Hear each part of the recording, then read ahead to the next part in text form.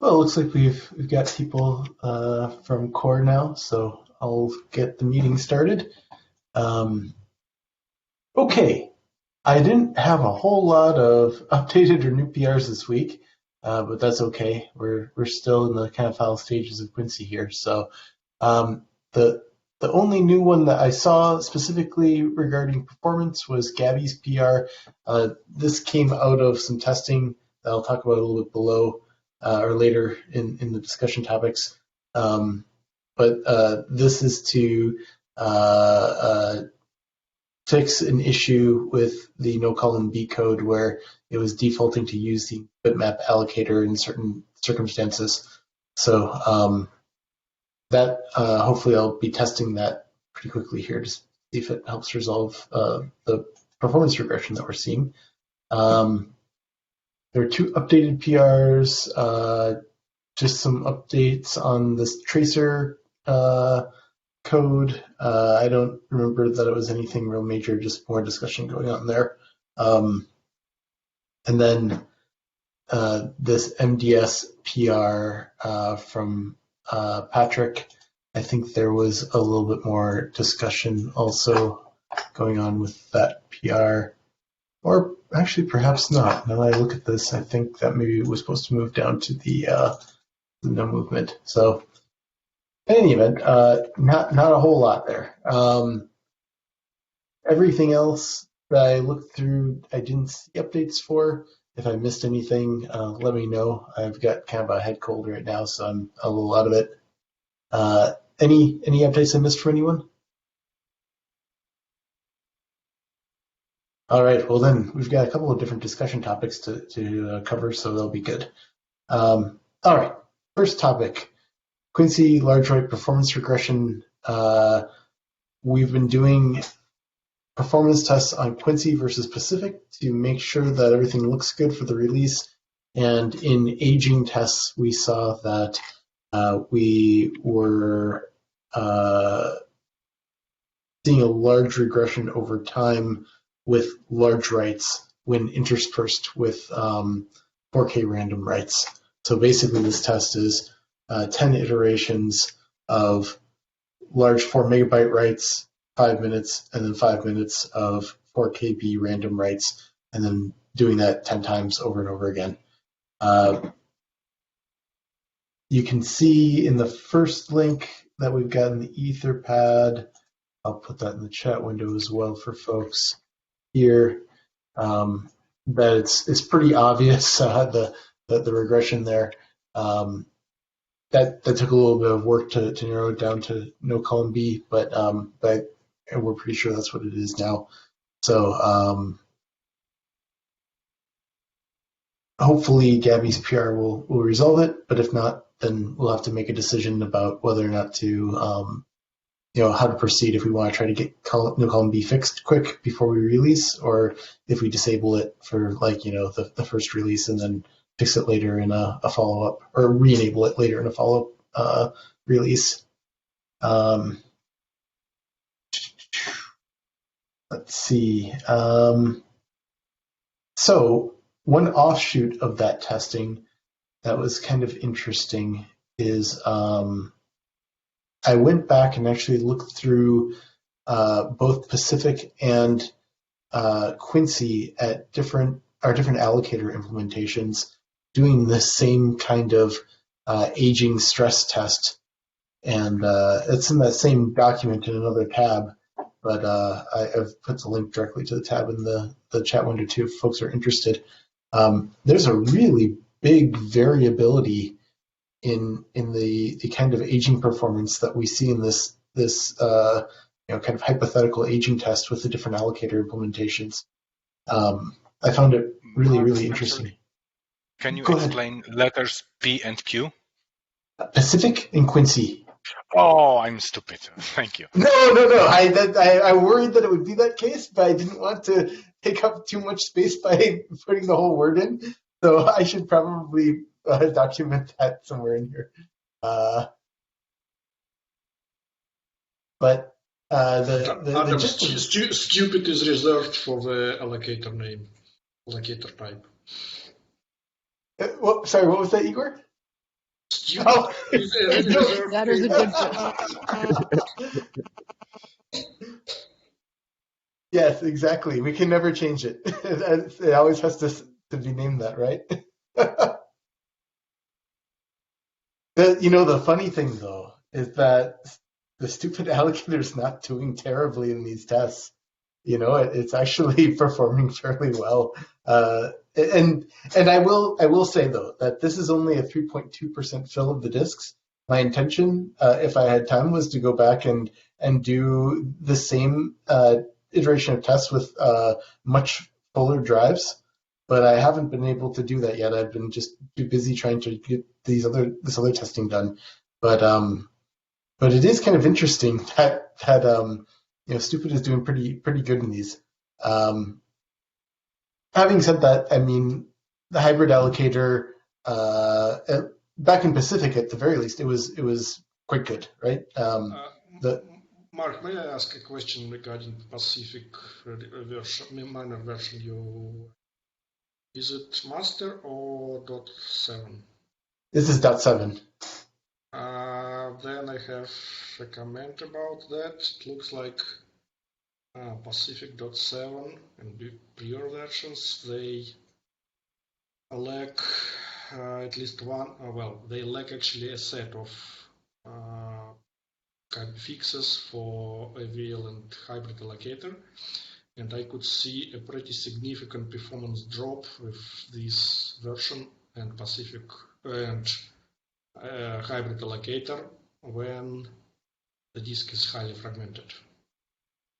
Okay. And disk is highly fragmented, and that's the only disk for the OSDs. That is, database is located on this disk as well. I had a feeling that if I did more tests with the disk extremely full, that these results might look a little different. I just hadn't been able to run them yet. But this is a very small overall data set relative to the size of the disks. But with a lot of rework over that data set. Yeah, but anyway, you might want to try master, the head of the Pacific branch. Okay. Just an example, the compaction for database compaction using hybrid allocator took 10 times more time, like something like 50 minutes against versus 5 minutes using stupid allocator. And wow. I could see up to 100 millisecond latency per single allocation for BlueFS in using hybrid allocator and in .7. That's crazy. If you want, I can later share you the cluster latency when using hybrid allocator versus subsequent switch to stupid one. It's pretty amazing. Did you try with bitmap? Yeah, bitmap is somewhere in between, so it's okay. It's better than hybrid allocator in this case, but stupid one is even more better. And you said the AVL also suffers from the same problem? Yeah. Okay. Well, sometimes simple is good. But fortunately we fixed that. Oh, okay. So you said that in master branch for Pacific, those fixes take care of it. Yes, and we also have got these fixes for Quincy and. Okay. Mastering. Well, good. Okay, I will take down that note to that in mind. It wouldn't be worth doing a bunch of testing on 16.2.7 if and just telling us something we already know and have fixed. Okay. Any thoughts or any other questions from anyone on Sorry, this? I'm still not sure I understand the second graph. What's the difference? There's two graphs, and the one showing 60 NVMe Blue Store Locator edging test. Oh shoot! I didn't fix the labels on those. I'm sorry, Gabby.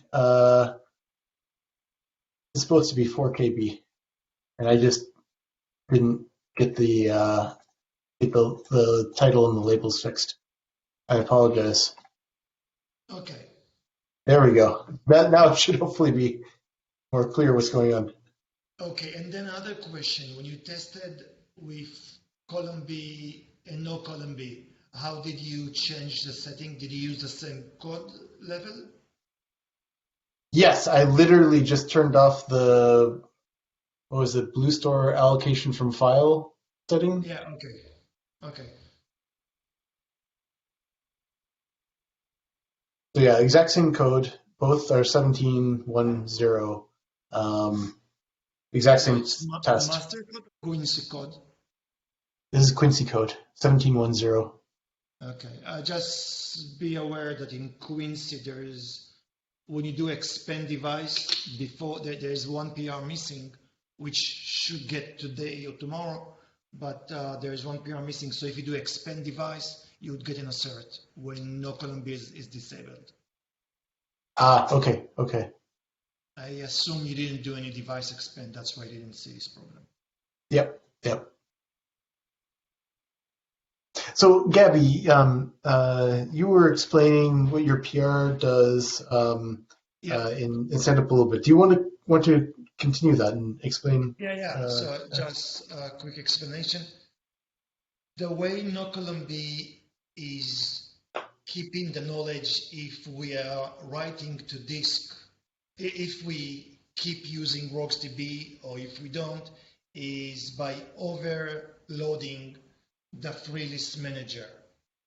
And the free list manager, when we moved to no column B, I was setting the value to null, and then later I would put it back to bitmap allocator. So essentially, when no column B is active, it's always using bitmap allocator. No matter what you ask, you will get bitmap allocator. And I don't know if you could correlate the performance with just using bitmap allocator.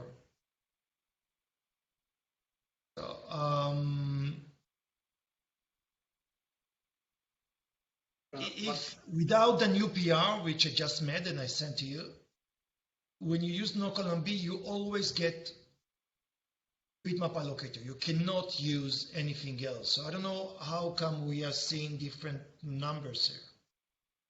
Because you are showing that on Quincy, AVL has different numbers than bitmap than stupid, but I don't see how it's possible because I think I always force bitmap. So maybe I'm missing something, and maybe the problem is not what I thought it is. Yeah, I mean, looking at the allocator tests, right? With Quincy, hybrid is when you choose hybrid, it's significantly slower than everything else with NCB enabled, no column B enabled. So to me, that seems to indicate that this is something that goes beyond just which allocator is being used.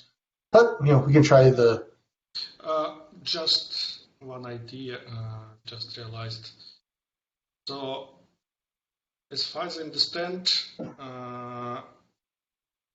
in case NCB is on, we actually use two allocators. The first one is hybrid, which is basic for Booster.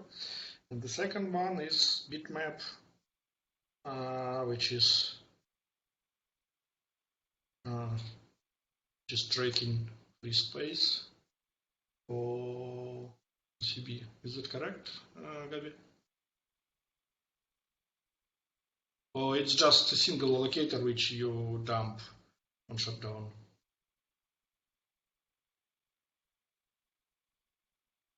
Gabi? Well, my thinking was, I will chime in. I don't know what's going with Gabi. That we, with no column B enabled, we basically disable all functionality in FreeList Manager. So there is only one allocator, exactly that allocator that tracks and gives disk space. And on shutdown, we are iterating this allocator just to provide the space to store.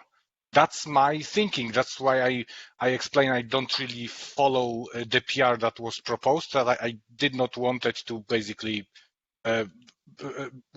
criticize until I understand, because I definitely not understanding the issue here. Okay, sorry, I'm now back on. So I might be missing something here, but on startup, when we read a free list from disk, from the super meta column family, I was always setting it, no matter what was inside, if it was no column B, I would always set it to bitmap. But could a free list also have values like AVL or hybrid? Sorry.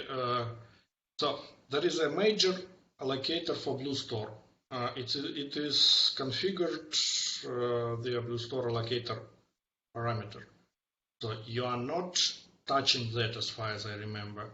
You fill it on startup and dump on shutdown. But during regular operation, it's pretty the same allocator as before. So the difference, again, during regular operation, which is read-write handling, if we disable null column B, we do not have any different or additional logic. We just remove pre-list manager from the path. How it could be slower than before? Yeah, I have the same thinking. That's why I want to talk about it. Okay, so just let me explain. On OpenFM, there is free list manager create, and you pass inside a free list type. I always pass bitmap. What if free list type was hybrid? Did I just lose it? No, that's the different bitmap. We have a FreeList Manager type generic, and bitmap FreeList Manager is one of the implementation. It's actually the only implementation until we create zoned FreeList Manager. So I don't get it. It's different type of object. It's just the name is the same. So FreeList type is always bitmap? Bitmap to zone? Do not confuse allocator and FreeList Manager. Allocator provides allocation, tracks the space, and allows you to find free chunks. But FreeList Manager is just a tracker, which chunk is allocated or free. So for allocators, we have multiple implementations. Okay, so the free list is always bitmap. So in that case, I don't know what was the problem. But again, NCB on just removes FreeList Manager from the path and removes DB update. I can't explain how it might be 2 times slower. Yeah, I concur with Igor. I think we do not have a solution what's going on here. So 4 megabyte allocation. It's not the free list, so it's the allocator. Maybe is there anything different happening in the allocator? Mark, one question. Do you restart OSDs between iterations? I do not restart OSDs between iterations. So that's just a single instance running all this scenario.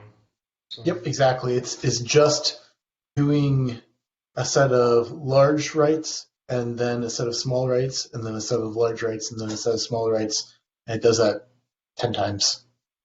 Mm-hmm. So I I can hardly imagine Quincy be off is faster, 2 times faster for 4 megabyte writes.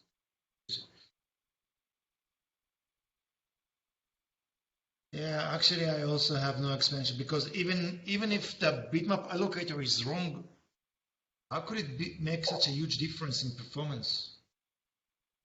But you do not switch allocator. Yes, you're right. I didn't change the allocator. I just changed the free list type. Yeah, you remove free list type, free list manager.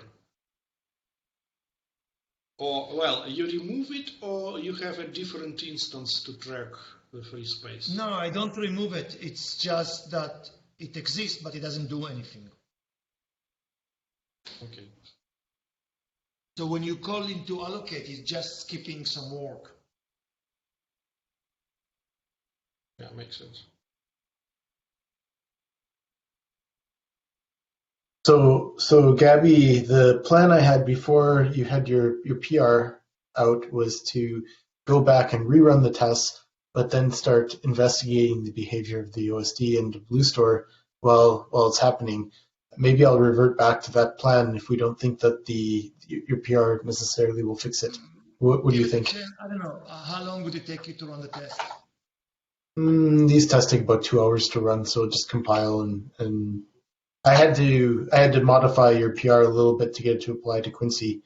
It looks like it must depend a little bit on stuff that's in master.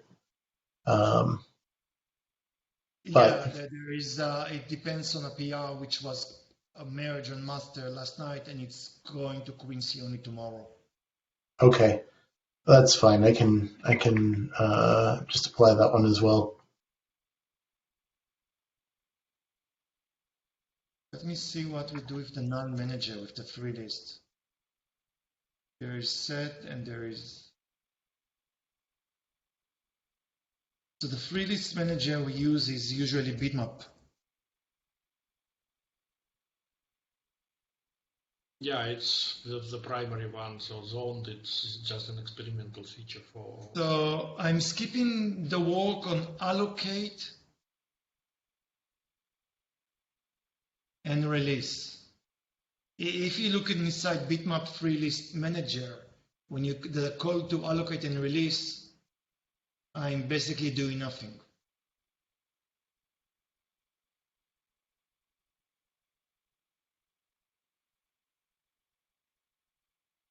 Is there any other free list manager except from bitmap free list manager? Oh well, that is zoned, but it makes no sense. I don't use it.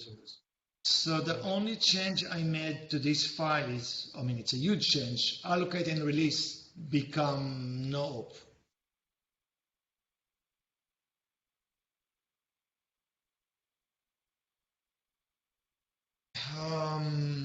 Then I really don't have any idea how come 4 megabyte allocations become so much slower.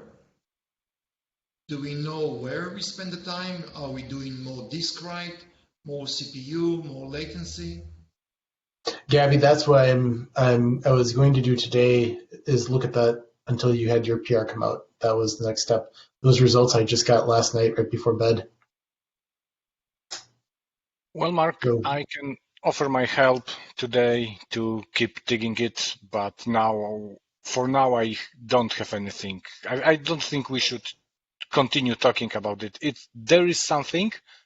Clearly, Pacific was faster than Quincy is now, but one thing that stands out, you are testing it on a very fast machine. You have numbers that I would never be able to have. So maybe we did some modification and we basically are hitting some locks in allocators now. And that's really a change somewhere. And this test is unlike many that we've done before because it's on the full cluster. This is 60 OSDs, right? So it's this is a complicated test. Well, I am curious if it's reproducible single OSD. Maybe you can play with different allocators as well. Yeah.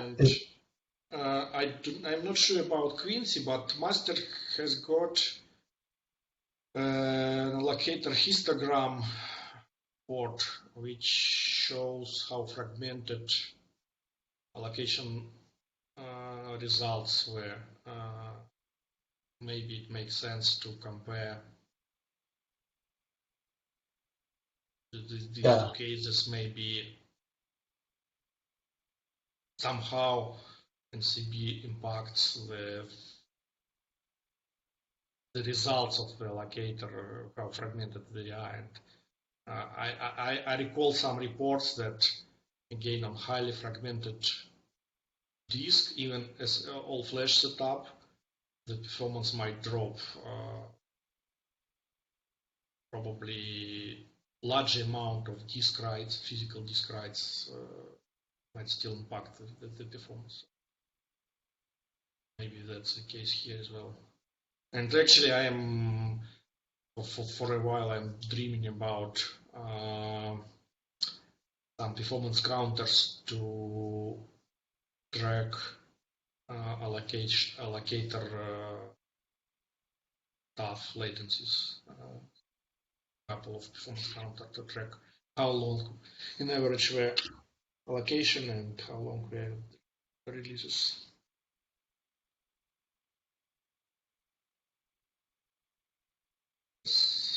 I think so.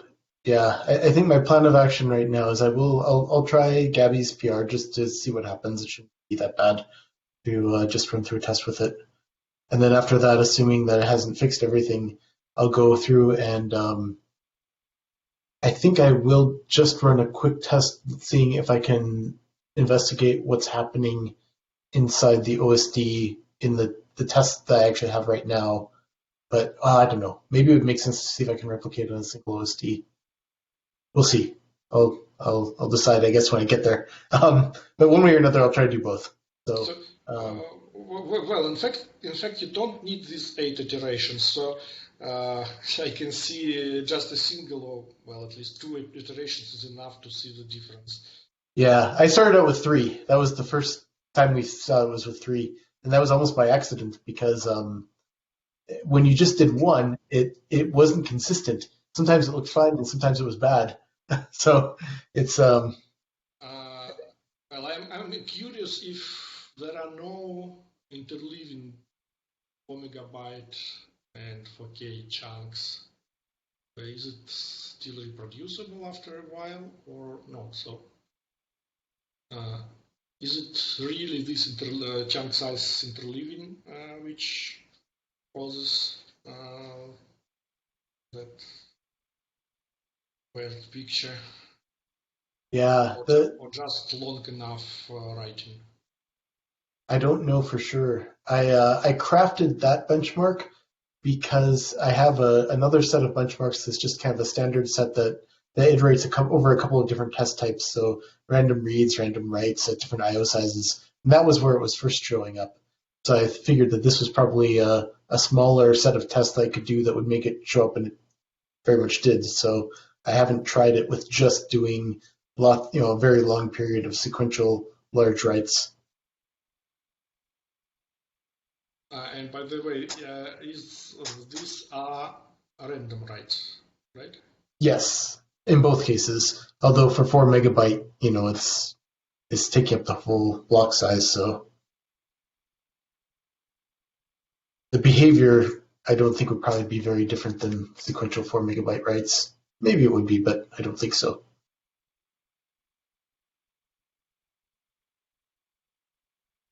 But you are operating on the same objects, or those are disjointed sets? Yes, same volume. Images. Mm-hmm. Yes. But they are not pre-filled completely, right? They are pre-filled, yes. They are completely pre-filled, yes. And then you perform the writes. Yes. And the prefill is not part of this process, like the iterations. It's a prefill stage and then the iterations after that.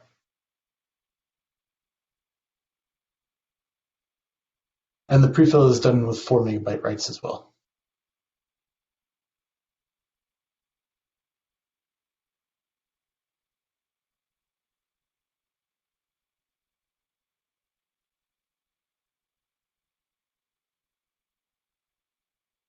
All right. Well, I could think we've probably beaten that one to death.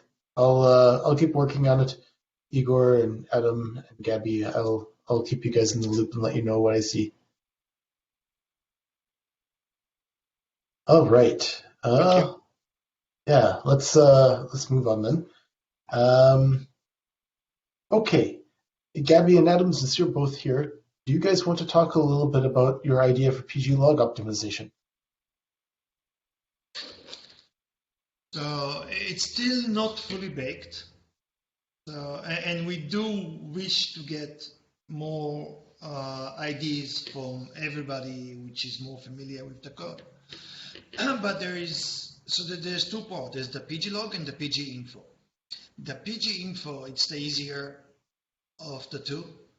We have very few of them. So the number of objects is minimal. It's maybe 100, 200 PG infos. And PG info, there is two type of information. There is the global device state, like SNAP version and such. And there is a lot of statistics and information that we update every I/O. The first type we could maintain, and it's no big deal. We have very few objects.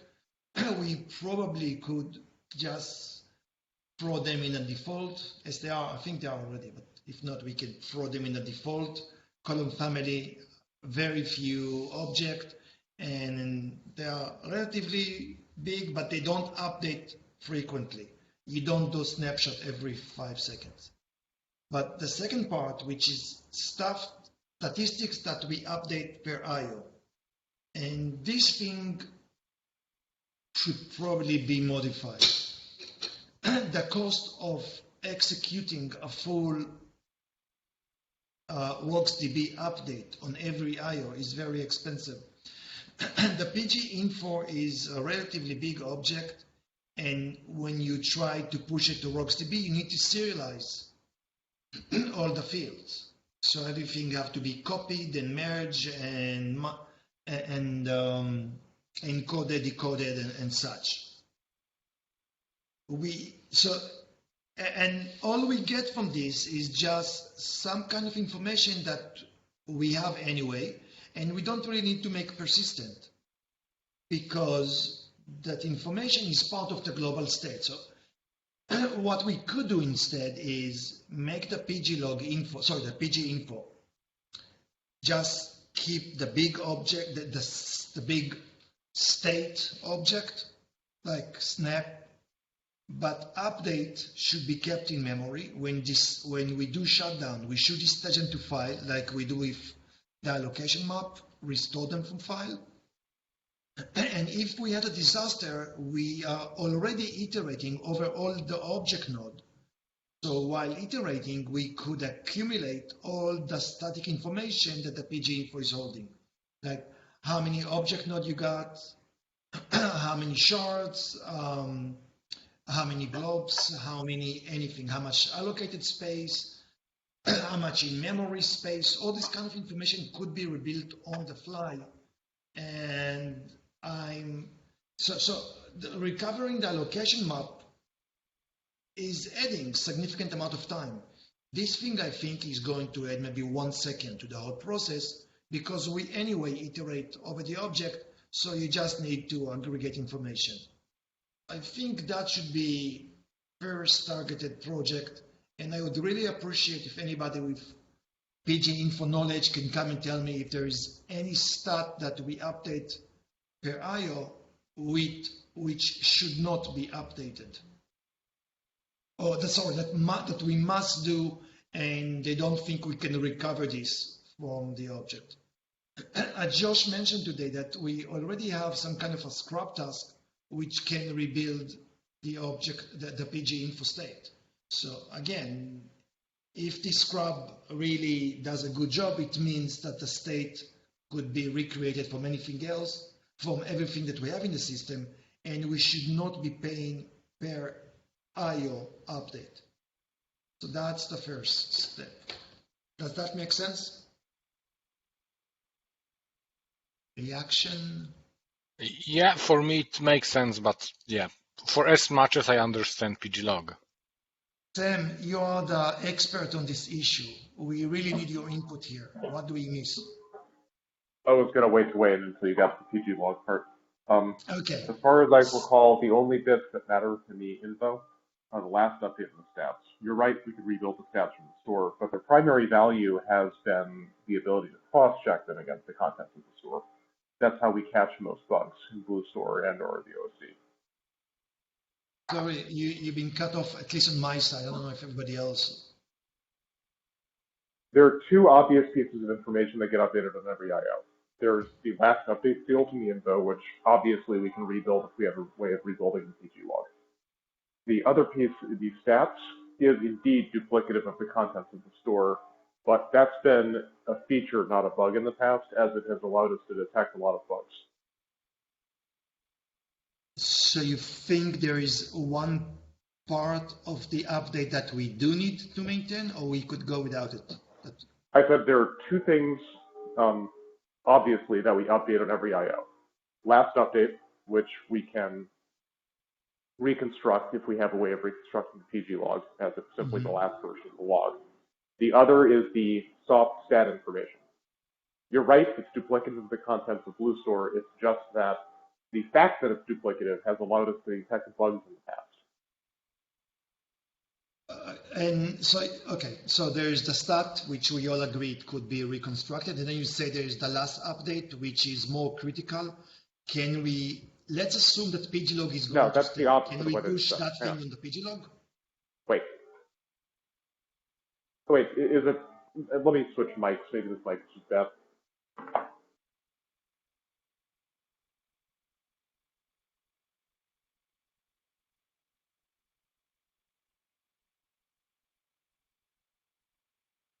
Okay, can you hear me now?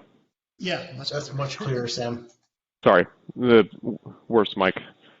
So there are two things that obviously get updated on every IO, and some other things that I think are less important.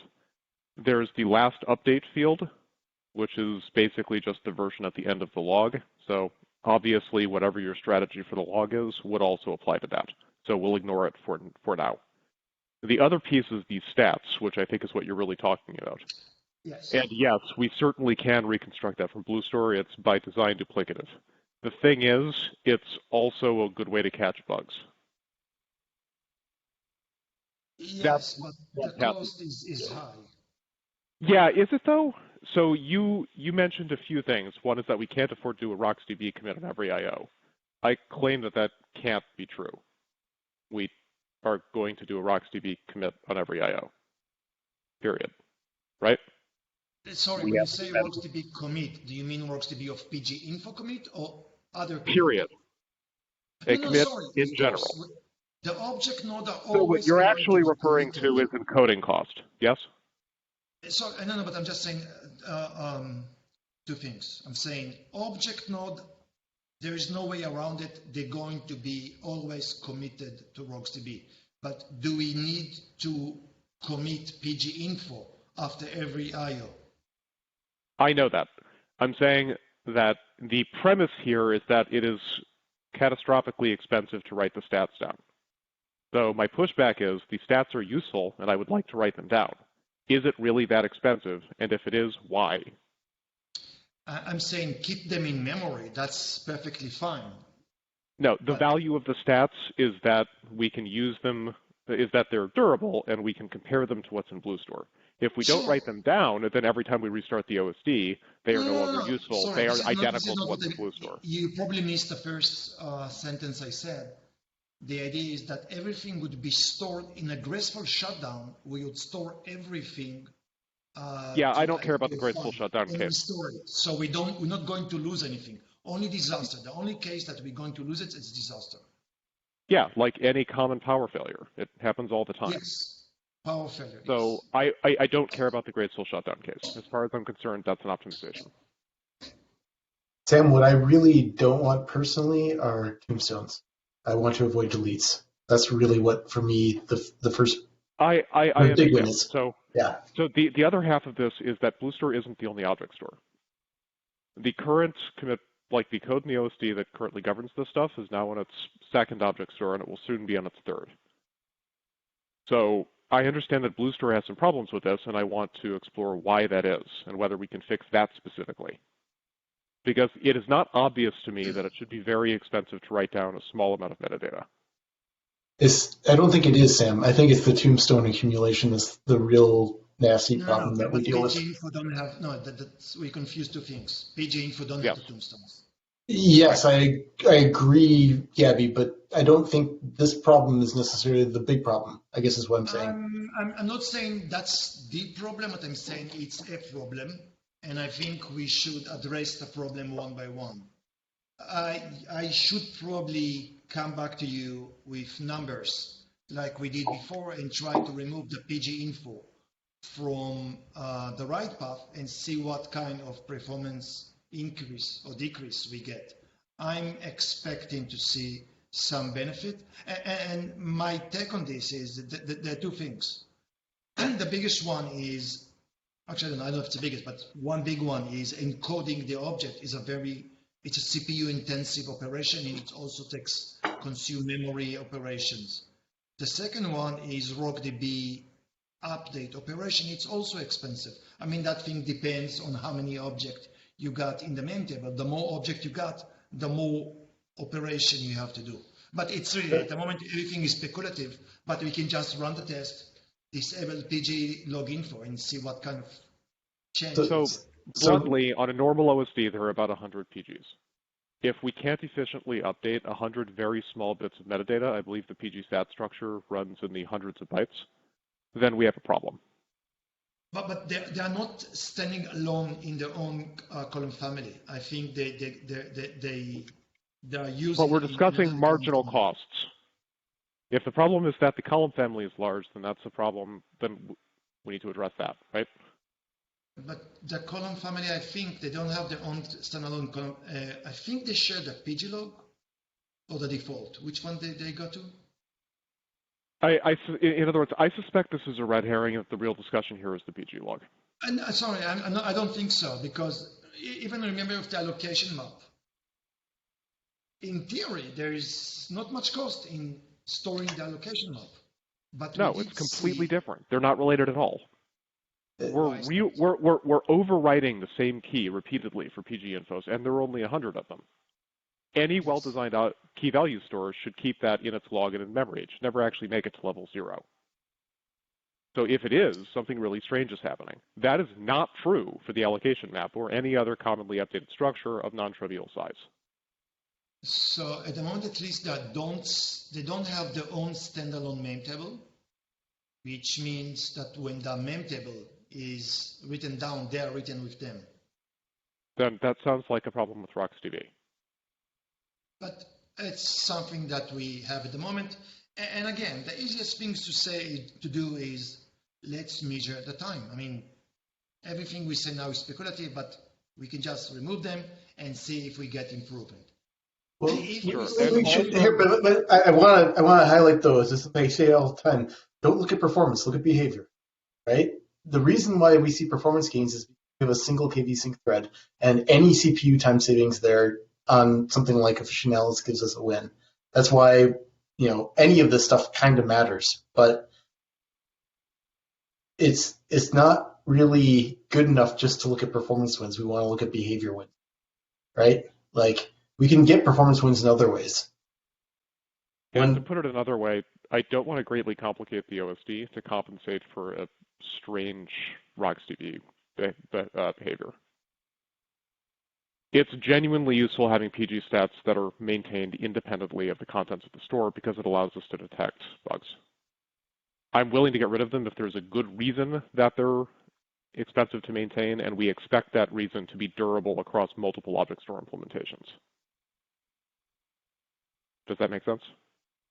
Yeah, I think it does. But from a first principles point of view, it's not obvious that PG info falls into that category. PG log might, so that's more complicated. Okay, so let's go now to the PG log. So the PG info I need to measure, because at the moment everything we talk is just theory. If we see that performance are significant, the impact performance, then we can go back to this and see how much of this we should remove and if. then go back to pglog. So pglog is a different kind of beast. We really abuse a mechanism. RocksDB was never meant to hold something like pglog because RocksDB never doesn't assume by their design that objects are deleted so frequently. I actually tried to push a change to RocksDB to allow object to be marked as single occurrence, and then when you delete, you can delete them inside the mem table. They refused to take it because the argument was that we abused the system was not designed for this, so they don't want this optimization. It's, from their perspective, that we should do something, we should not be using RocksDB, but we do. So the problem is RocksDB, we create a pglog object and later we create a tombstone. Even if the tombstone finds the object inside the mem table, it's not going to eliminate it. It would still go to the disk. Sorry, to level 0. RocksDB does not support in-memory deletions. Nothing is deleted in memory. Only the disk is deleting when they do merge. I don't know if the move from the mem table to level 0 is doing the delete, or if from level 0 to level 1. I'm not clear about it. But that's something that we know that's a problem because Tombstone, they always go all the way down. And since we are pushing so many of them, it's become expensive. Again, it's a theory. Some performance analysis, I think by Mark and others, show that you can get about 40% extra IOPS if you eliminate pglog. I think that was the numbers I've seen. Those are pretty old tests, but at the time, maybe. I doubt it's quite as much with your allocation changes, but it might still be a win. Yeah, so again, it's worth repeating the tests because everything we do now, we need numbers. But I think there's significant gain to be made there.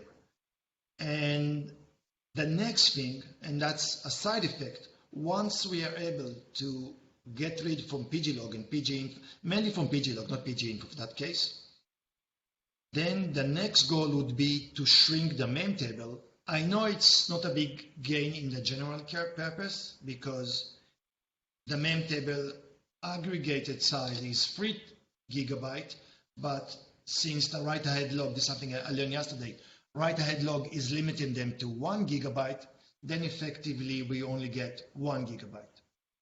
But if you think about cloud environment where we don't use RGW, then the table space we use is about 1.5 GB, and if we shrink it by using smaller mem table, we could make significant improvement. Since we're running a bit short on time, it seems like the takeaway here is that you're trying to shrink the usage of RocksDB resources by taking the log out. Fair enough. Why not write it into a buffer? Just a regular object. So pglog, you're correct. Pglog should be probably written to a buffer, and they should not be part of this. The problem with writing this to a buffer on disk is pglog are very small, and if you write them to disk, every write going to be amplified. If a pglog entry is 16 byte, 32 byte, I don't remember the numbers. Yeah. Gabi, sorry. If you write to disk and SSD now, they use 4K or even 8K sectors, then every write of 32 byte would become 8 kilobyte. Okay, so the traditional solution to that problem would be you would add an interface to object store that defines a special buffer object, right? With a special interface and a special transaction operation. That allows BlueStore in the backend to aggregate these very small writes into the journal and only periodically write them out to their full-size object. Yes. So that solves that problem. Have you considered that? Aggregating them, but sorry, I missed something. Are you still going to go to the write-ahead log? Yes. Oh, okay. Sorry. If you go to the write-ahead log, then you don't need anything else. Right. And it's a solution which depends, and maybe Igor is the best person to do that because he already is working on the write-ahead log redesign. That's what I am trying to say for a while. So at this point, I'm pretty sure that can use that new write-ahead log I'm working on for these sort of things. And even that issue with space amplification you mentioned, write amplification, it probably doesn't that critical since you have to merge your pglog update your pg merge update, pglog update and on-node update. So you need to track them as a single transaction. So you merge this data before writing to this write-ahead log, and hence you don't need to write just these 16 bytes you mentioned. So you will write both on-node metadata update and pglog update to write-ahead log, and then do not commit that to the RocksDB, pglog update part. So I believe that should be doable. I mean, the tricky part, I'm not saying everything here is extremely doable. The design in the theory here is simple. I think the implementation is going to be a bit tricky because you need to know when you are able to release the write-ahead log, because the write-ahead log is... Wait a minute. That's not quite the proposal I made. My suggestion is that we go ahead. So your concern is that if we only write this to the write-ahead log, then we have to keep the segment of the write-ahead log that we wrote the pglog entry to until that pglog entry gets trimmed, right? Yes, exactly. So the natural solution to that is to keep a buffer of the portions that are only in the pglog, or in the wall rather, and write them to a real object when they get trimmed. Yes, it means one more write, but you get to do them in big pieces, so the write amplification component isn't a huge deal. It's slightly less efficient, but it entirely removes the coupling between the pglog entry lifetime and the wall lifetime. Miss something. So what you say is we put it in the wall, but then we do a merge write if we have enough object, then we write them in a single update? Yeah, so let's say my suggestion is the object store interface defines a special object type which you write sequentially to, a log object, right? Every PG gets one, and every PG structures its log updates as writes to this log object, or as appends to this log object. Internally, BlueStore takes each one of these appends and writes it into the wall. When it comes time to retire that portion of the wall, any updates that haven't yet been written back to the backing object get written to the backing object, just like with any other small write.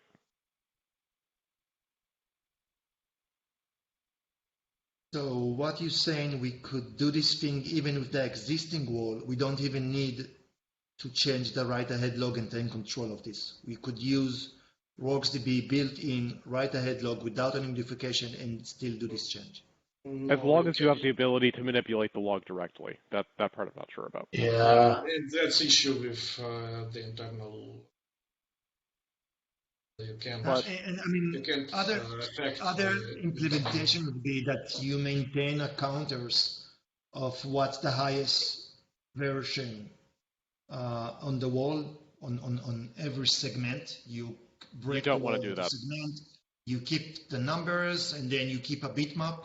And whenever you have a full sequence that all the bits are set, you could go and release that thing. You have no guarantee that all of the PGs on the that's not doable. You have no guarantee that all of the PGs on the OSD get updates in a timely fashion. You would be unable to trim the wall under some conditions.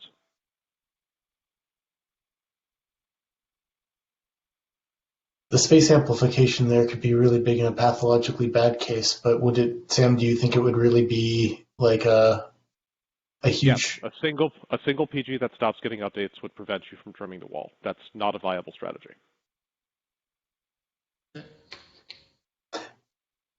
Even Sam, if you were to have that be the typical case, but then in kind of the case where something bad happened, you do your idea of basically just then. Which is why we summarize that as do it the right way.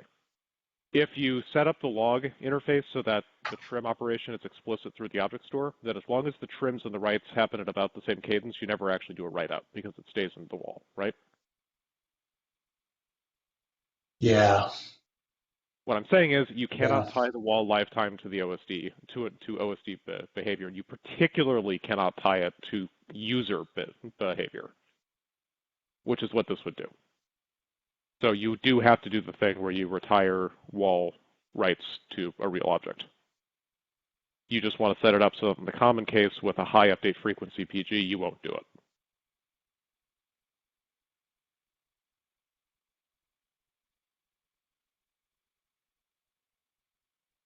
Does that make sense? I don't know if it's doable because it would require you to have a very small amount of control over, like ideally you wouldn't even write these to, we use keys and values in RocksDB as a wall, right? Or have we stopped doing that? I don't think we do that, Sam. Unless I'm missing what you're saying. Then we're writing directly to a wall. Then this is easy. I mean, it's a lot of work, but relatively straightforward. And it'll be relatively easy for CStore to do a very similar trick.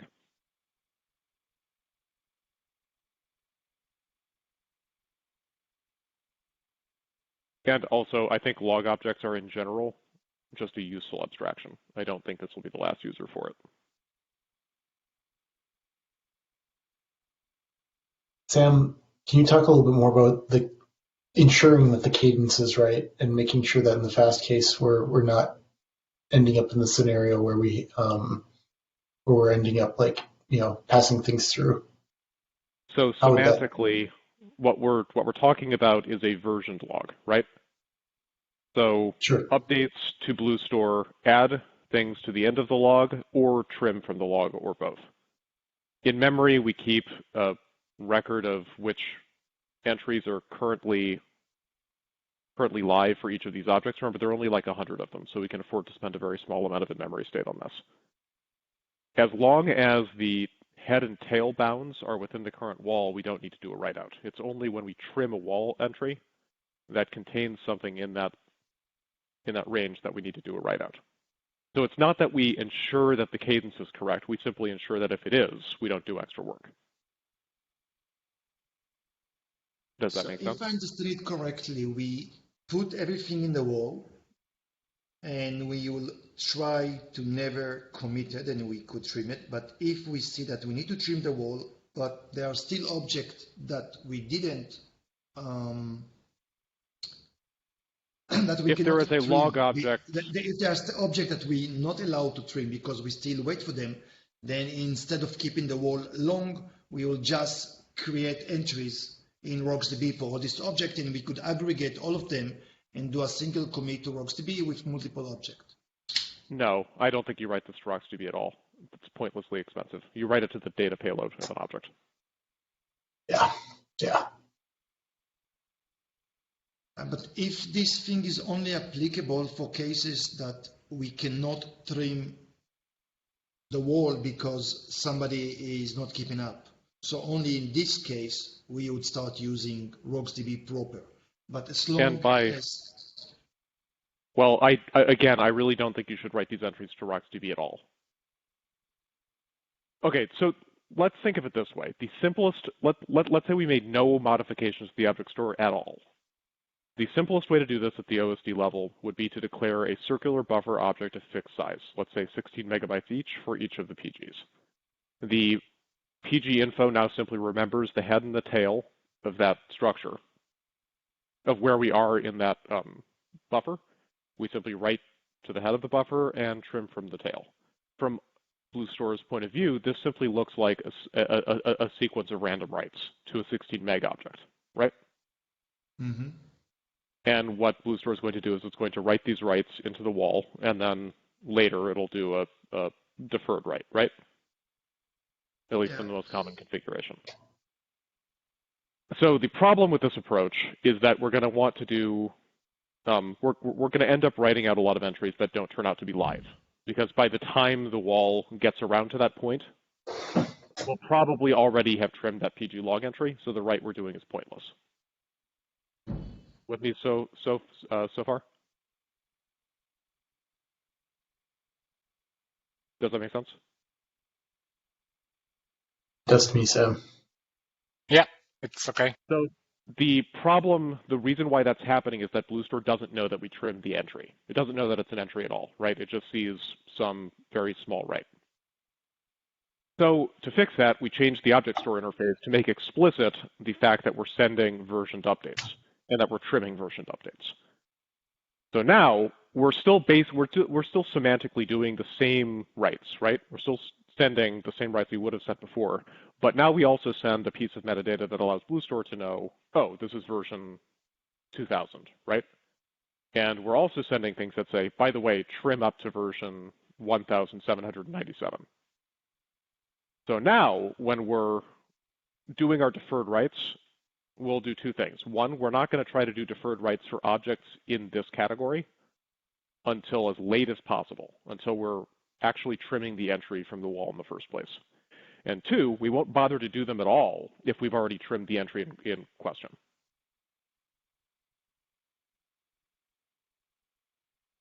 So we're still writing to the data payload of an object, and this is still an internal detail of BlueStore.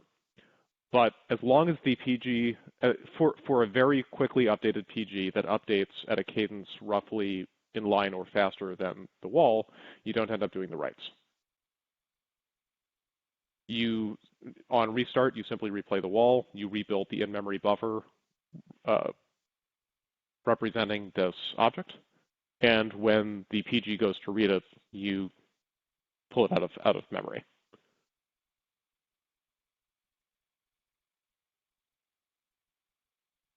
You can also do tricks like co-locating all of the PG's entries onto the same objects if you want. That would reduce the number of random writes, but I suspect that's not a resource worth optimizing for. Sam, could you send us an email explaining this? I mean, at least for me, it's a bit hard to capture everything in memory. I need to see it written to understand it. Just too much information for me to capture at this Sure. point. So, but I thought I'd expand a little bit on, I believe I understood some of what you were proposing in that email, so I wanted to point one thing out. Any modification to the recovery protocols of the cluster is vastly harder than local changes to the OSD. You mentioned something where you were going to create a sort of multi-OSD walk over the OSDs in the non-clean shutdown case. That does not strike me as something that has legs.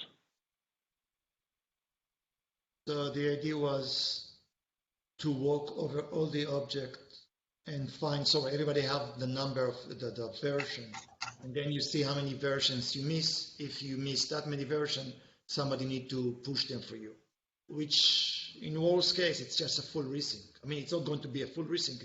It's sync of every object you miss. So yeah, so that's a lot more complicated than it sounds at first. That's a lot more complicated than it sounds at first blush. First, that's basically Gluster's recovery strategy. So now we get into reasons why Gluster's recovery strategy doesn't work very well. It gives you no way to detect divergent updates. That's the biggest problem. One of the things the log gives us is the ability to detect when an OSD comes back up after peering has happened and has updates that never actually happened. Those will require some kind of detection mechanism, and I'm not sure how you do that with that strategy. More importantly, though, it's a new protocol and would be an incredible amount of work. It's just impractical for that reason. So I think we should focus on strategies that are local to an OSD and that rebuild essentially the same structures. With the scanning the local OSD's object store to rebuild the log, the challenge there is that not all log entries are the creations or mutations of objects. We have some log entries that encode things related to tiering that would still need to be written down. They wouldn't happen in the common path, but they still need to be supported. But the real problem is also deletes. deletes and such. You could still commit. Yes, deletes are an actual problem. Yes. Yeah, but you could commit delete to the PG log. You just Yeah, so you shrink the PG log by a factor of 10. Yes, which means from a complexity point of view, in addition to still needing to maintain all of the code we currently maintain for the PG log, we would also need to maintain code for rebuilding the mutations. So that may be a viable strategy, but my suggestion is that we find a way to make writing the log down cheap. That would be a lot easier. Which is why I'm suggesting something like a modification of the object store interface to allow BlueStore to be much smarter about writing the data for the PG log down. So I'll send an email about that next couple of days. Okay. Yeah, Sam, I've got one question. How much improvement you think would justify that additional complexity exactly in the form or similar to what you just proposed? I'm sorry, I didn't quite follow the question. I was just asking for your feeling because we will now, if we do something similar to what you proposed, we will have some additional complexity. And my question was how much more improvement IOPS or throughput would justify that additional complexity. My proposal, you mean? I mean, there's a simpler version where we just write to an object payload. I'd be curious as to what the outcome there would be. We've done that before. When file store was the store back in 2012, that's how this worked. We've already done the circular buffer strategy. The more complicated version where BlueStore receives hints that allow it, they're not that small. The updates are small. Yes. Yeah, the updates are small, but then the way file store worked, we wrote to a journal and we wrote non-synchronously to the backing file system. So the file system got to batch the writes. It wasn't a big deal. Okay, what about another approach in which you sync everything you do with everybody around you? You tell them what you, so the PG log, you don't commit them locally. You use some kind of network memory, so it's going to preserve something. And every 100, once you reach 100, then you do one commit.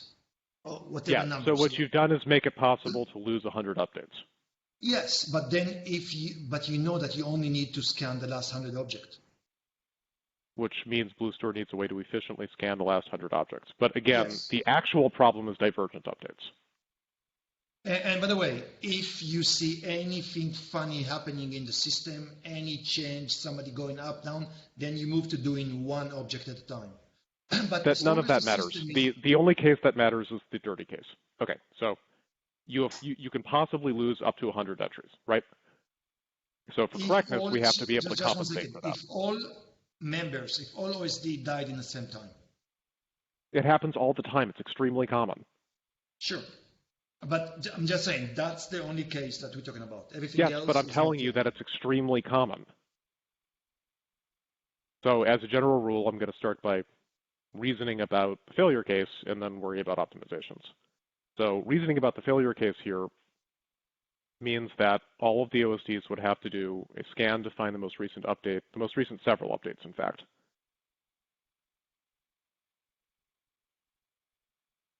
You can't tell whether a missing object was deleted or not, so that's actually Sorry, delete would still go normally, like we do now. You cannot, delete would be like a barrier. Every delete you have, it means you have to flash everything to RocksDB. That seems like a really expensive optimization. It's how often do you see delete? It's extremely complicated is why it's expensive. Deletes do happen pretty frequently in PG. I'm not saying they don't happen, but I'm saying, is this 1 out of 10, one out of 100? And just keep in mind, in worst case scenario, if everything is deleted, we are no worse than we are today.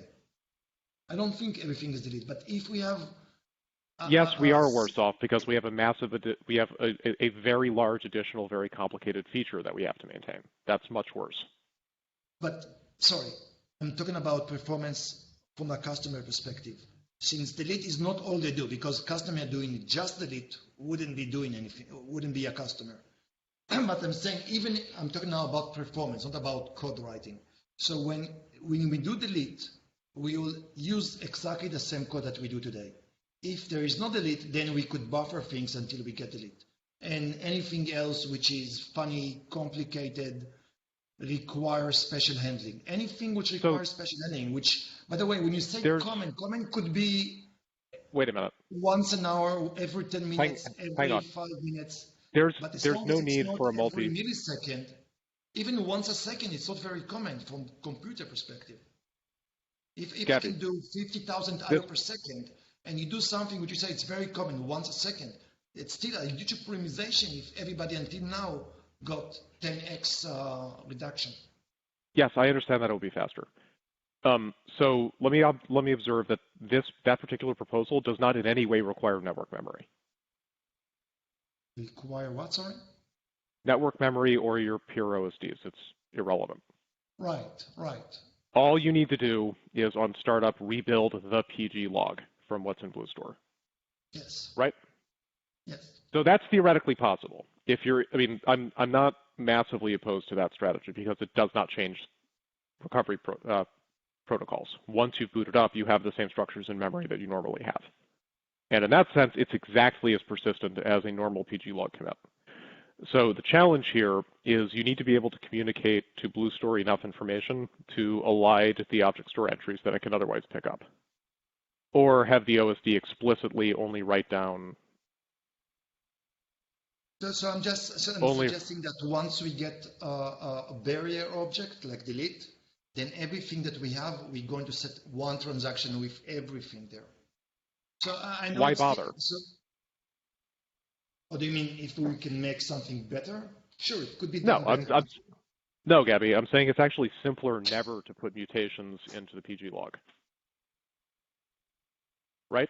With this design on OSD startup, we always already pretty much have to do a scan. So during the scan, you rebuild all of the creations and mutations.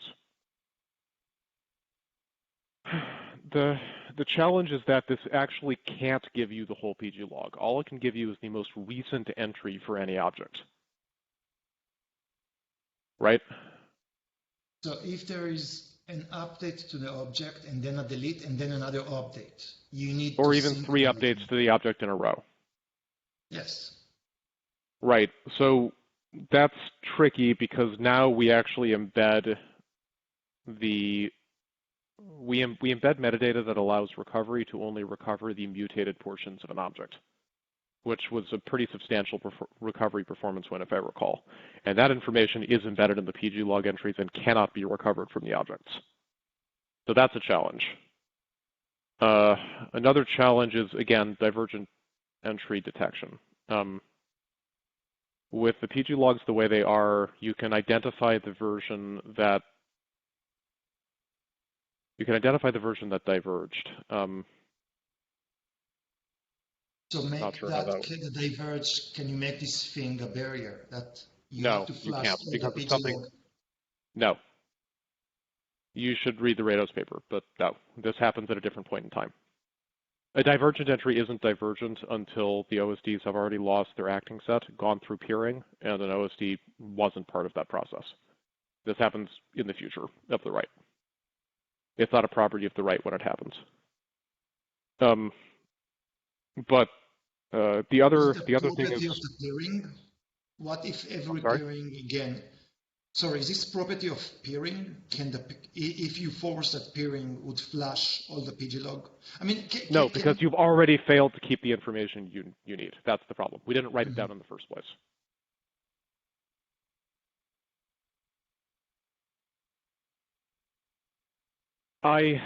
The simplest way to do this is to find a way to make PG logs not expensive.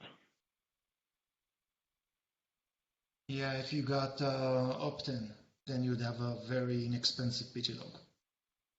I strongly disagree that that's the only way to do this. Often with I don't 64 think byte write, 1 microsecond we operation. already described a perfectly normal. So in general, what is the normal storage strategy for dealing with small writes? You buffer them, right? Yes, but you buffer them in a persistent space. Right, like the wall, for instance. Yeah, but the wall, yeah, the wall, like the wall. So I claim that the size is not a problem. It's just not. As long as we don't choose to actually force synchronous versions of those writes out to an object, it's a red herring. Doesn't matter. So we could do another things, like even if we go back to the previous solution, we just push them onto the wall without making an object. But once we see that we cannot keep up with the wall because somebody is slowing us down, then revert to the original solution, which every I/O would create a pglog entry.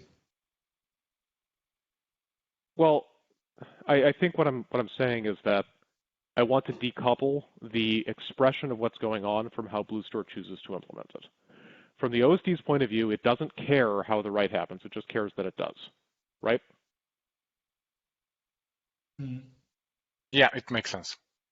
The OSD does not care whether BlueStore is writing the pglog entries to a RocksDB entry or not. I mean, it does at the moment because it's using the OMAP interface, but there's no reason we actually have to do that. If we instead write to a circular buffer with some cleverness to avoid write-out, then from the OSD's point of view, what we have is a log object that it just reads like a big buffer on startup. Yep. From BlueStore's point of view, all it needs to do is maintain the semantics of that object. It doesn't actually need to perform the writes unless it's forced to. As long as all of the information required to rebuild that object is currently present in the wall, there's no need to do a write-out. So the only time you do a write-out is indeed if a PG is updating slowly enough that its log entries outlive the wall, which would also be a case where its performance doesn't really matter since necessarily those updates are rare, or definitionally, I suppose.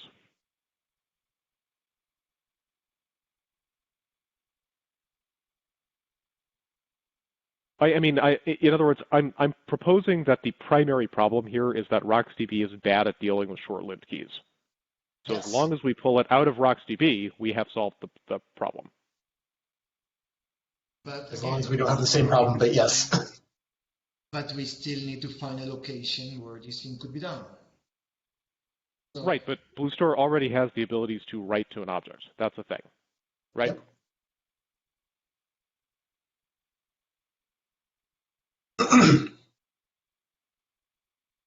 I mean, I'm still looking in the magic. When we say BlueStore have the ability, where is BlueStore doing that? Because BlueStore Literally also anytime a client does a client does a small write. I'm talking about the data payload of a perfectly ordinary BlueStore object. Yes. But in that scenario, what happens when you do delete? Are you still paying a tombstone? Why would we be? You're never actually doing a delete. You're simply overwriting the same object over and over and over again, like a circular buffer. Once Gabby, it's not. the write-ahead log is trimmed, you must commit things. Yes, to the object I'm describing. An allocated region on disk. So But it can be the same allocated region. inside the RocksDB, then stuff have to be. But there's no RocksDB is not involved, right, Gabby? Like we're not doing it the way that we're doing it right now. The way that Sam's describing this, we're writing this out to that like a static set of BlueStore objects, or it doesn't have to be static, but it could be static. It doesn't matter. It's the implementation detail inside BlueStore. This is removing this from the RocksDB wall. Or to put it another way, when the PG is created, right now what we do is we create a PG metadata object with an OMAP region that we use primarily for the PG log. The keys are the E versions, the values are the encoded buffer, and the data payload of the object, I think it's the PG info, can't remember. But instead, what we'll do is we'll make a new object, a PG log object. We will give BlueStore a 16 megabyte allocation hint. And then from then on, forever, the only operations the OSD ever does to that object are small writes, and that's it.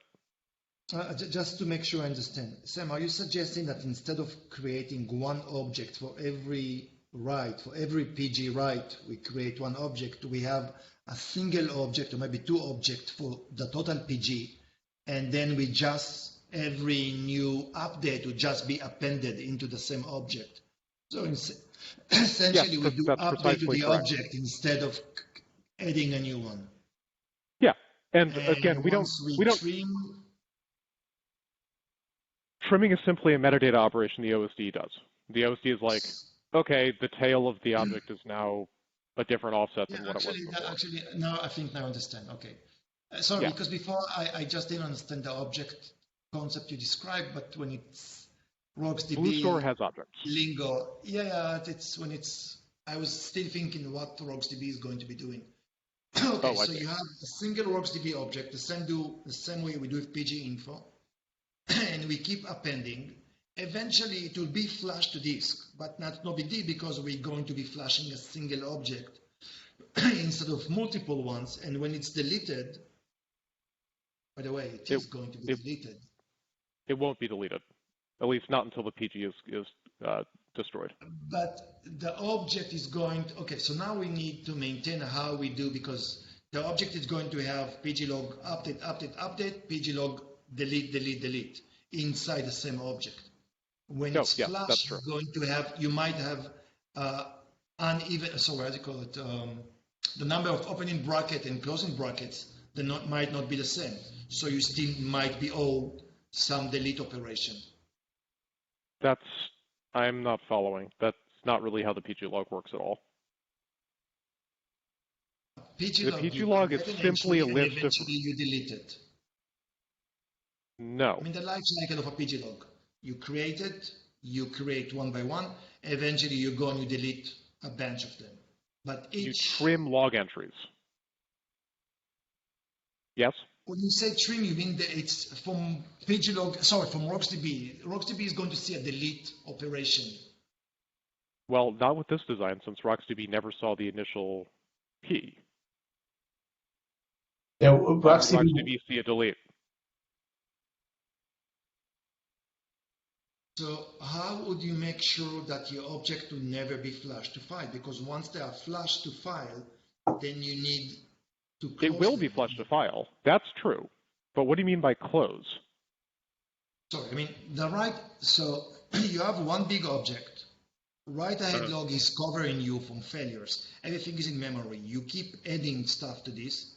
Eventually, RocksDB sees that the write-ahead log is too big and is going to flash everything to this. Yes. Can you do pinning? It's possible in RocksDB to pin something? Wait a minute. Let's not get too ahead of ourselves. Let's start with the simple version. The simple version is, yes, the data gets flushed to the object in one big write. Yes. But now this object got a lot of writes and delete. Do you ever trim this object internally? Yes. Yes. That's not a BlueStore operation, though. Yes. But you need from time to time to go and update the object, not just add something. You need to update and modify it. You need to read the whole thing and write a new object. Why? How would you reflect the trimming that happened in the PG? As far as the OSD is concerned, this 16 meg object or whatever, it's just a circular buffer. So it writes ahead, and trimming simply means, oh, I can write more now. Separately, somewhere else, we have metadata that indicates where the head and the tail of the log are in this object. We simply remember at offset. Currently, the tail of live entries is offset 1 megabyte, and the head is offset 4 megabytes. When we trim 100 entries, now the tail is 2 megabytes, right? Okay, but when this object goes to disk, are you going to create a shadow copy, an exact copy of the object, and insert it to the new mem table? It never goes into a mem table because it's not in RocksDB. Sure, whatever you call it. I mean, the If OSD it's not already OCB, has then a how copy do of you this. use the write-ahead log? I mean, the only reason we can make this thing viable is because we share the write-ahead log, which anyway we have to write. So doing small Yeah. write is not considered expensive. But if we'd have to do our own private write-ahead log, that's going to be too expensive. So we must share WorksDB So write-ahead what is the log. mechanism? Describe to me the mechanism that happens in BlueStore when an RBD image does a 128 byte write. I assume that you create an entry in the write-ahead log, and then you create the object or you update the object. Yeah, so exactly the same answer here. And when the object is flushed to disk, It I gets don't know flushed to actually what disk. happened. I don't know what happened when the object is flushed to disk. Well, you did an allocation at some point that indicates where on the disk the object actually is. The flush is simply performing the actual write. Okay, so you say somebody, like all these corner cases I'm worried about already being covered inside the object interface. Because The simple somebody version had of to this, implement something. yeah, the simple version of this is semantically identical to literally every small write BlueStore already does. Okay, and you say since this thing is working, sure there is some cleverness happening underneath because somebody need to manage what happening when stuff is on disk and in memory, and if you have duplication and how you remove things. Because once you committed stuff and it's on disk, you need to know that this thing should not go again to disk. I mean, It's if the you have a deferred short write. write, It's if you the have a deferred short write write mechanism. which been flushed to disk and you committed it to its proper location, you need to go and remove it from the disk. So somebody might Sorry, be can you just describe that again? juggling things there. I mean, it is doable. So if something is flashed to disk, you create a shadow copy and you delete and you create a tombstone. So everything goes to the disk essentially is going to be removed. Sorry, you need another I'm object. not sure You what need you mean another. by Sorry, shadow. you need double buffering. You need another object. Something goes to the disk. You create another object. You continue from this, and once you're done, you're going to delete the previous object on the disk. You're describing BlueStore's cache. Yes, there is a cache.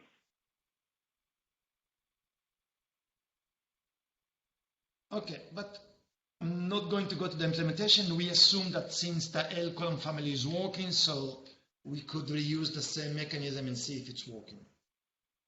Well, I mean, again, the external interface of BlueStore requires that part work. The challenge is it won't be efficient, at least not particularly efficient. It'll be better than what we have now, I think. I think the first step is to go ahead and implement this thing I'm describing in a PR. It's been done a few times in the past because RocksDB being slow at doing pglog entry updates is a pretty common observation. So let's go ahead and do that experiment. But there is a way to improve this if we want to make BlueStore more complicated, which we can discuss later.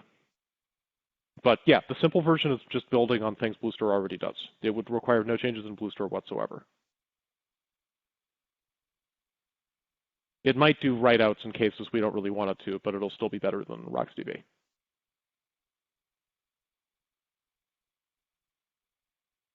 Okay, I think we have too much virtual information. We need to get something in paper so everybody could review and understand what this thing is talking about.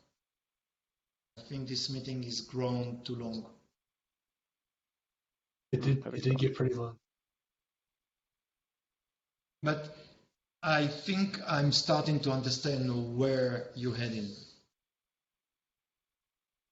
So you could write a proposal. I could summarize the idea about trying to do a optimistic pglog, which everything is kept in memory, and assume that we could recover from disk. But once we get into something that it's unrecoverable or it's complicated, then we would consider this thing to be a barrier. We flash everything until then, including this thing, and move on. If we're going to get too many of them, then this thing would be probably as expensive as what we have now. But if all the barrier cases could be identified, and all of them could be identified in real time and not post-mortem, like the divergence case that you mentioned, then I think that solution might be cheaper.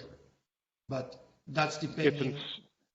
I'm just going to tell you, you need to read the Rados paper. There are a whole bunch of reasons why that won't work, at least not simply. The most obvious one is you can't actually rebuild the PG log that way because you won't have the intermediate log entries. So it would break a lot of stuff in the OSD. So before we consider something like that, I really want better evidence for why we have to do something that complicated. So you don't think there are PG log entries which could be reconstructed versus others which are not? You think it's the other way around. It's that I think there are some PG log entry that can't be. And that no, you cannot detect them in advance because the first obvious observation is that if you update the same object 3 times, you won't have the intermediate updates if you do this. That alone causes problems with peering. So you could say if you see the same object updated twice, then that should be, again, that could be a barrier case. Or maybe that means you need to commit that PG log and everything before that. I don't know if you need everybody else or just everything on that object level. If you see one object being updated twice, it means you have to go and create 2 PG log entries. Real ones, not virtual. The question is... I would still like to have a real reason as to why we cannot write the PG log out efficiently. I don't have the reason, I just know that we didn't do it until now. That is accurate, but all of the reasons I've heard so far are related to RocksDB, and it's really easy to avoid RocksDB. Yeah, I think honestly the reason it's done this way is because it was a really easy hammer that, we saw. I'll tell you exactly why we did it. We assumed RocksDB would have a good implementation of this, which it sort of does. In some ways, RocksDB does a moderately okay job of this, but once you saturate the OSD hard enough, as you guys have observed, the tombstones make garbage collection a problem. So it turned out to be a bad choice, but it's an easily undone one.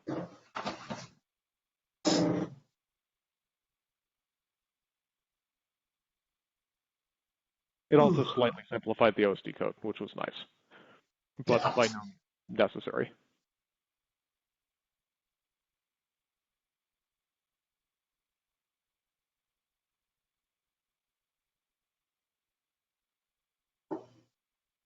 All right. Well, have we beaten this to death for this meeting? You think, guys?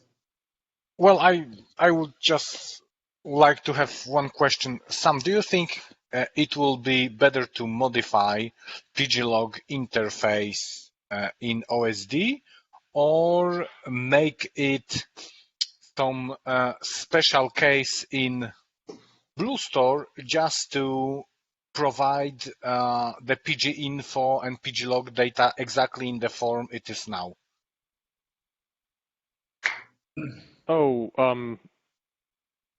No, I don't want to do that.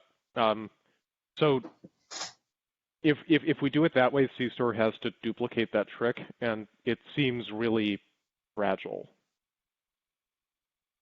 Do you see what I mean? Like, we have to make sure that whatever, you'd be picking it up from the object name, presumably, right? So I will be following object names, and also the same OMAP data, the same interface would be provided to OSD level. So there are 2 reasons not to do it that way. The first one is that it's pretty confusing. Someone trying to figure out why some object is stored in a different way in BlueStore would have to go read the OSD to find out why, and that's unintuitive. The second piece is that the OMAP isn't actually constrained in the way we want it constrained. There's nothing stopping the OSD from removing OMAP entries from the middle of a PG log, which for what we want to do here would be bad. That would break any optimization you were trying to do. So that imposes a restriction on the OSD's behavior that wouldn't be obvious from the OSD code. So because we actually control the code in both places, I'd really rather just fix it. Does that make sense? Okay, so we'll just straighten up usage of the pglog to dedicated interface, and then we will implement it. Yeah, that's right. Also, there's a Okay. further benefit to this, which is that I don't think this is going to be the last user for this log concept. Yeah, Because once we have a way Yeah, to it's really efficiently, exactly. once we have a way to efficiently store sequentially updated logs, yeah, I think there are other users for this. And Sam, just to be clear, you're thinking long term this could potentially be an interface specifically for sequential logs in a general sense. I mean, immediate term, that would be the immediate goal. As far as I know, there are no other sequential logs other than the PG log. I can't think of any other users. I agree with you. I know Matt and I have talked about this in the past, and I know he would want one. So if you want to poke something like this up through Rados, that's a different discussion, and it's really a question about protocols. okay, That's not quite the same thing. But yes, okay, it would be an important building block. Yeah, for any Rados users that are attempting to use the OMAP to do exactly this, would be running into the same problems the PG log is. They'd be generating spurious tombstones we don't really want, and otherwise generating traffic, pointless traffic in RocksDB. So yes, once we have this building block in BlueStore, we could definitely find a way to expose it up through Rados that RGW can use it for. I'm guessing the GC sync thing. I don't remember. It was a while ago we were talking about it. He was excited by the idea. RGW has a couple of log structured things that it uses for multi-site, so any of those would be interesting candidates.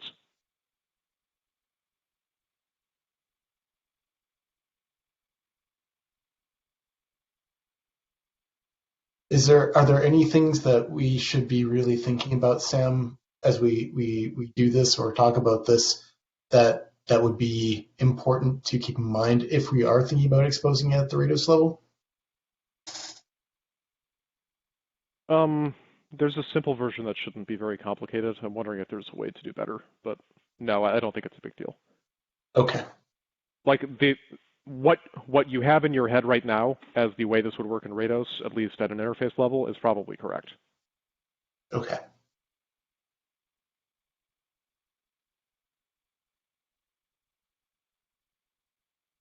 Yeah, so cool. I'm satisfied for today. All right. Me too. I need to go eat. So thank you guys all for coming. Thanks for staying. It was a very good discussion. Thank you, Sam, for Thank you, Sam, for explanation. Yeah. Sure. Later. All right. Have a great day, guys. Bye.